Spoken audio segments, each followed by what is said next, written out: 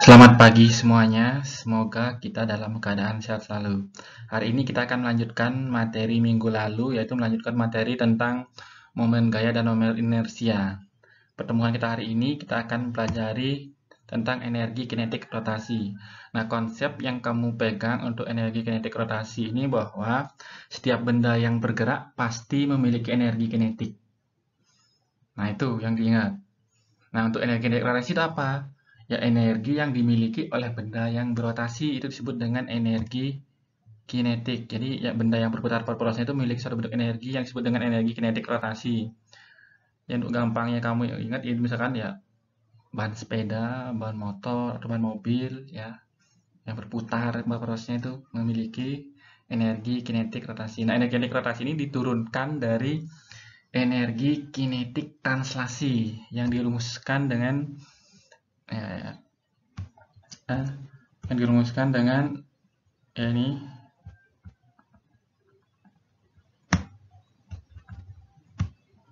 Nah, ini ya, energi kinetik translasi itu dirumuskan dengan setengah mv kuadrat. M itu massa, V itu adalah kecepatan.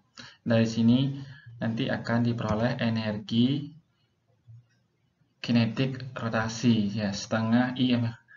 Nah, setengah I omega kuadratnya. I-nya itu adalah momen inersia. Omega-nya itu adalah kecepatan sudut. Nah, dari mana datangnya ini? Nah, ingat bahwa V itu sama dengan omega R ya. Kan V itu sama dengan omega R ya. V itu sama dengan omega dikali R. Nah, itu. Nah, ini kamu ganti nih V-nya. Kan rumusnya jadi setengah M omega kuadrat R kuadrat. Maka rumusnya menjadi bahwa I itu kan kemarin adalah MR kuadrat ya. Kan jadinya apa dia? Ya, setengah ya. Setengah M ya R kuadrat ya dikali omega kuadrat. Nah, MR kuadrat itu kan I ya, momen inersia. Jadi diturunkan dari energi kinetik translasi, energi kinetik translasi itu menjadi setengah I omega kuadrat. Nah, itu konsepnya. Jadi energi kinetik rotasi itu ya satuannya joule. I itu kan kemarin kita pelajari momen inersia, kilogram meter kuadrat, kecepatan sudut rad per sekon. Selanjutnya adalah gerak menggelinding. Nah, ini namanya menggelinding ya. Ini ban, misalnya kamu ban atau bola, ini kamu bayangin ya. Ini V ya, kecepatan. Nah, ingat menggelinding. Nah, menggelinding itu ada dua gerakan ya. Yang pertama adalah kecepatan linear. Ini kecepatan linear ya, kecepatan linear. Dia bergeraknya translasi ya. Lalu omega ya, kecepatan sudut. Nah, ya, kecepatan sudut untuk bergerak apa? Ini untuk bergerak rotasi ya. Dia gerak rotasi. Nah, ini untuk bergerak translasi. Jadi, gerak menggelinding itu merupakan kombinasi antara gerak translasi dan gerak rotasi. Nah, itu dia ya. Jadi, energi kinetik yang dimiliki untuk benda menggelinding itu adalah gabungan dari energi kinetik rotasi dengan energi kinetik translasi. Nah, ini rumusnya ya. Energi kinetiknya energi kinetik rotasi ditambah dengan energi kinetik translasi. Dan tadi sudah pelajari yang rotasi itu setengah I omega kuadrat Nah, yang translasinya setengah mv kuadrat. Nah, inilah energi kinetik totalnya ya untuk gerak menggelinding. Ini gabungan ya, yang melakukan gerak translasi dan juga melakukan gerak rotasi. Beda dia kalau geraknya meluncur ya, jadi dia beda.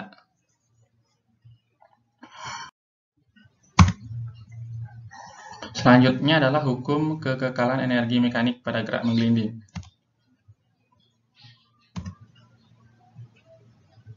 Nah, ya. Jadi gerak menggelindingnya itu ya bisa di bidang datar ya. Ini kan bidang datar. Bisa di bidang miring ya. Ini bidang miring ini. Ini bendanya ya. Jadi untuk kalau dia bendanya bidang mendatar gini, ini konsepnya yang kamu ingat ya. Yang di arah horizontal ya. F min ya, gaya dikurang gaya gesek sama dengan M dikali A. Untuk arah vertikalnya N dikurang mg sama dengan 0. Itu konsep yang diingat ya. Untuk bidang miring normalnya ya N dikurang ya, ini N dikurang mg cos. Kalau di sepanjang bidangnya ini kan sini dia mg sin theta dikurangi F sama dengan M kali A. Nah, itu dia. Saya ulangi lagi ya, kalau dia datar dia gaya dikurangi gaya gesek sama dengan massa dikali percepatan. Untuk normalnya, arah normalnya ini ya, N dikurangi dengan berat ya, N min mg sama dengan 0. Kalau yang bidang miring ya konsepnya N dikurangi mg cos theta. Kalau yang sepanjang bidang ini mg sin theta min F ya, gaya gesek sama dengan M kali A. Nah, hukum kekekalan energi mekaniknya ya, yang misalkan ini A, yang di bawah ya, yang di atas ini kamu bayangin adalah ya pada bidang miring ya, itu B. Maka energi mekanik di A itu sama dengan energi mekanik di B. Ya, energi mekanik rumusnya apa? Energi potensial di A ditambah dengan energi kinetik di A sama dengan energi potensial di B ditambah dengan energi kinetik di B. Nah, ingat energi potensial itu rumusnya massa dikali kecepatan gravitasi dikali dengan ketinggiannya di A. Ya, kalau dia di sini berarti tingginya 0. Kalau di sini, nah ini H ketinggiannya di B ya. Nah, energi kinetiknya adalah energi kinetik gabungan, yaitu adalah energi kinetik translasi ditambah dengan energi kinetik rotasi, karena bendanya apa? Menggelinding. Jadi energi kinetiknya adalah energi kinetik menggelinding, jadi translasi setengah mva kuadrat ditambah setengah i omega kuadrat sama dengan mgh di titik B ini ditambah dengan gabungan ya, karena menggelinding setengah mv b kuadrat ditambah setengah i omega kuadrat ya. Itu konsepnya. Ini yang perlu kamu ingat.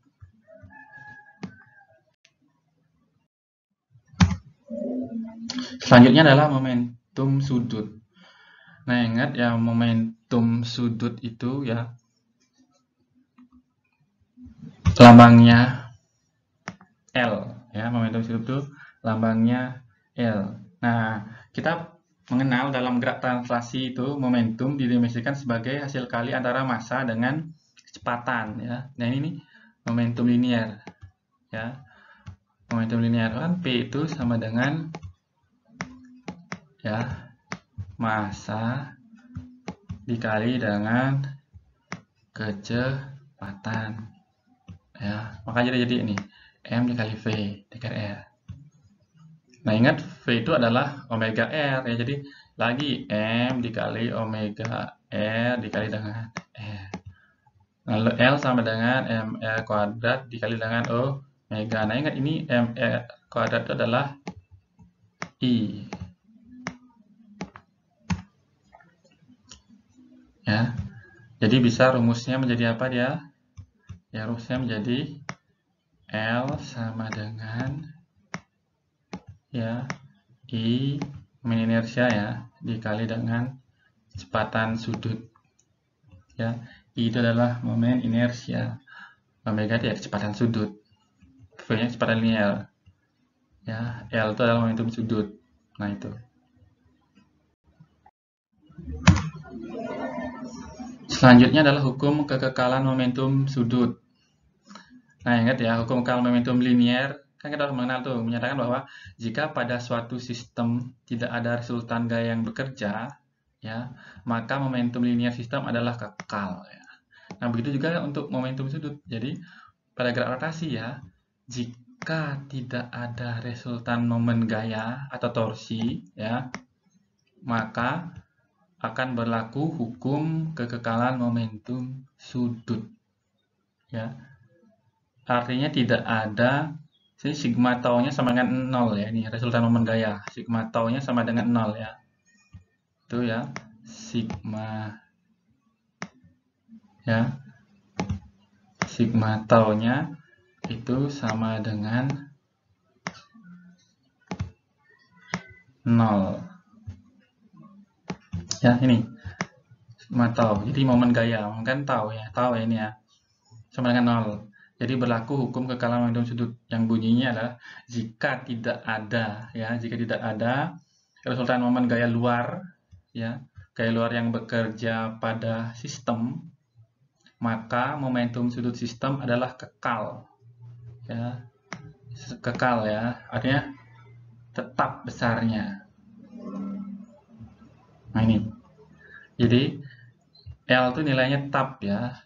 L itu nilainya tetap. Jadi L1 sama dengan L2. L itu adalah momentum ya. L kan rumusnya I omega. Ya.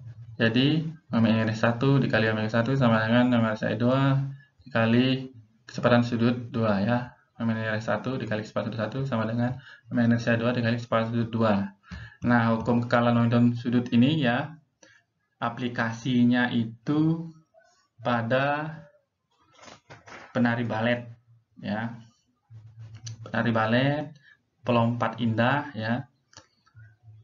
Kalau penari balet itu kalau dia menari ya, jika kedua tangannya itu ditarik ya ke dekat badannya ya, maka momen inersianya itu nilainya kecil sehingga kecepatan sudutnya besar. Jadi dia bergeraknya lebih cepat ya, kecepatan sudutnya besar. Nah, sebaliknya kalau kedua tangannya direntangkan ya, maka momen inersianya jadi besar sehingga kecepatan sudutnya menjadi kecil sehingga dia menjadi lambat ya. Kecepatan sudut pengaruhnya semakin kecil. Nah, itu konsepnya ya untuk penari balet. Itu contohnya. Jadi kan pas dia di tangannya ditarik ke badan ya, I-nya kecil ya, momen inersianya kecil, sedangkan kecepatan sudutnya besar. Sebaliknya kalau dia terlentang ya tangannya, maka I-nya besar, momen inersianya besar, kecepatan sudutnya kecil ya.